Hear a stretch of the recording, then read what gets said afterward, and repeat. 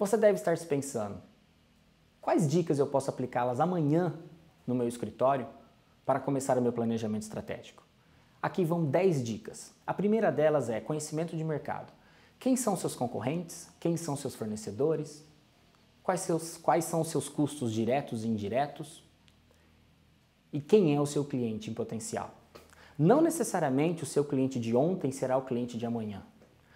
Você precisa defini-lo. É um cliente da sua cidade, do seu estado, é território nacional? É um cliente potencial em determinado nicho de mercado? Siderurgia, mineração, têxtil? Você é um escritório de pequeno, médio ou grande porte? É um escritório boutique? É um escritório full service? Esse é o primeiro passo. Se você não conhecer no detalhe a sua estrutura, você vai ter muita dificuldade para fazer um planejamento estratégico. E eu falo com a maior segurança possível, isso não é fácil. Principalmente para quem está começando, que vocês querem atirar para todos os lados. E não tem nada de errado nisso no começo, mas atente-se. O mercado vai mostrar para vocês o caminho que vocês deverão escolher. Basta vocês ficarem atentos. Eu entendo que o começo da advocacia é o instinto de sobrevivência, mas é um determinado momento que a chave se vira. E nesse determinado momento você precisa ter a parcimônia, a inteligência emocional para entender o que está acontecendo com planejamento estratégico e focar em uma ou algumas áreas do direito. Você pode ser um faz-tudo de início, mas não de final de carreira. 2. Mapeie o que os advogados do seu time não querem fazer. Pergunte para um advogado que entrou há pouco tempo, fala assim, o que você não gosta de fazer? Todo mundo tem alguma coisa que não gosta de fazer na advocacia. Pergunte isso para o seu colega, para o seu sócio, e a partir disso você começa a estabelecer quem cuida do quê. Você vai descobrir que muitos associados ou advogados da sua organização não gostam de alguns clientes. Às vezes com razão, às vezes sem razão. 3. Estruture-se para executar o que foi planejado. Muitas bancas que eu tenho contato, elas fazem um planejamento estratégico quase que perfeito, muito bem acabado, mas falta fôlego, falta tempo, falta investimento. Se eu tivesse que elencar qual é o maior desafio de um planejamento estratégico, é tempo.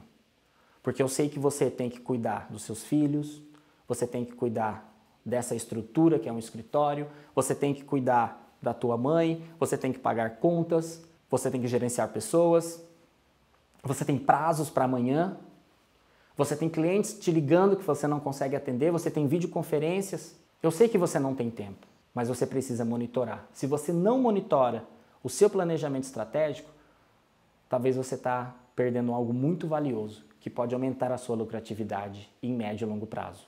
4. Não deixe que profissionais da alta hierarquia façam trabalhos operacionais. E vice-versa. Não deixe que um advogado que tirou o OAB ontem faça trabalhos em segunda instância, por exemplo. O profissional que ele está mal encaixado na matriz hierárquica entre operacional, tático e estratégico, ele vai se sentir frustrado, ansioso, com medo e vai se desanimar e provavelmente não vai fazer parte da sua banca ou seu departamento. O profissional deve ser alocado nas suas atividades de acordo com a sua experiência, sua carreira e competências apropriadas. Talvez você nunca se deparou com um caso desse, mas nós, como cliente, nós percebemos isso. Um advogado mal alocado em uma demanda, não haverá repetição, não haverá nova contratação. Isso é um erro que eu gostaria que você evitasse. 6. Desliguem as pessoas que não contribuem com a estratégia do seu escritório. Uma vez planilhado, esboçado o planejamento estratégico, você vai ter uma missão, vai ter uma visão e vai lutar por ela todos os dias. Pessoas que não tiverem sinergia com esse planejamento, que não estiverem falando a mesma língua que você, não merecem fazer parte do todo. Infelizmente, nós como os líderes temos que tomar algumas decisões. É muito gostoso contratar pessoas. É muito triste ter que demiti-las. Mas lembre-se que no planejamento estratégico, o todo, o coletivo, vale muito mais que o individual. Então, às vezes, sim, temos que tomar decisões importantes. Dica número 7. Você já ouviu o que eu vou falar agora? Você precisa ser um business partner do teu cliente. Você precisa conhecer a fundo o seu cliente. Mas eu quero ir um pouco além. Você precisa conhecer a fundo as necessidades do seu cliente pessoa física. Pergunte para ele quais são as suas metas dentro da empresa. O que eu, na qualidade de advogado de um escritório de advocacia, posso ajudar você a atingir as suas metas pessoais perante o seu empregador? Além disso, pergunte para o seu cliente quais são as metas da empresa, pessoa jurídica. Quais são as dores do seu cliente? Você já olhou o último relatório fiscal do seu cliente, uma DRE? Se foi empresa aberta, você já constou o que está registrado na Câmara de Comércio? Você já tirou uma certidão na Receita Federal sobre o seu cliente? Você já olhou o balanço patrimonial? Conheça seu cliente a fundo. Você vai descobrir muitas oportunidades assim que você for conhecendo mais o seu cliente. Oportunidades não faltam.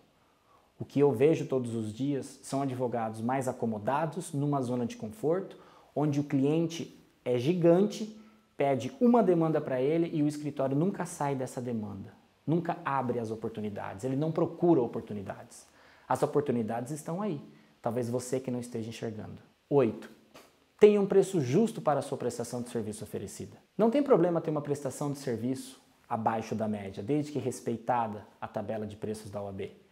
Não tem problema ter uma advocacia acima da média. Agora, você tem que fazer essa precificação dos seus honorários de acordo com os seus clientes e o mercado que você está inserido. Não existe uma fórmula final e acabada de precificação de honorários. O que existe são honorários coerentes, inteligentes, com uma metodologia. Nessa metodologia você vai incluir o profissional que vai trabalhar, o tempo demandado, a tributação que você paga e os seus custos diretos e indiretos, e oportunidades do seu cliente contratar de novo para fazer essa demanda ou outras. Com isso você evita o retrabalho e pode ter mais lucro lá na frente. A próxima dica é algo que não nos agrada. Custos. Você tem que saber cortar custos. Você precisa conhecer dos seus custos, diretos e indiretos. Não adianta você ficar comemorando aquele contrato de 10, 20, 30, 50, 100 mil reais que você fechou com um cliente importante. Você tem que comemorar o que sobrou de lucro no final de uma prestação de serviço dentro de um tempo pré-determinado. Eu lhe recomendo a falar mais a palavra lucro e menos faturamento. A próxima provocação que eu lhe faço é sobre o seu marketing jurídico. O seu marketing jurídico está focado? Está nichado? Está apropriado para a sua prestação de serviços? Ou você ainda continua escrevendo artigos jurídicos para advogados? Você deve se comunicar com seu cliente, não com seus concorrentes. Você entende de tráfego de dados em redes sociais? Você tem redes sociais, Instagram, LinkedIn? Você entende das restrições do Tribunal de Ética sobre a nossa profissão? Pense nisso. E por último, eu faço uma proposta. Preste uma advocacia customizada com diferencial de mercado. Se você somente entrega o que o seu cliente pediu, você vai satisfazer as necessidades do cliente. A minha proposta é que você supere as expectativas do cliente, surpreenda-o positivamente. A minha proposta é que você não só satisfaça as expectativas do cliente, mas que supere sim as expectativas do cliente. Se ele te pede a demanda A, entregue A, mas por que não entregar A, um pouquinho de B, um pouquinho de C, um pouquinho de D? Se ele pede um parecer de direito civil, estude um pouquinho como está o contrato social dele, veja se alguém da empresa já foi envolvido em escândalos de compliance, veja se não há necessidade de fazer uma auditoria trabalhista, peça para ver os números desse cliente, respire o cliente, entre dentro da realidade do cliente, fale a língua que o cliente deseja ouvir. Com essas 10 dicas, eu tenho certeza que você vai alavancar a sua advocacia. Se você gostou do assunto, te convido a seguir nossas redes sociais ou entre em nosso site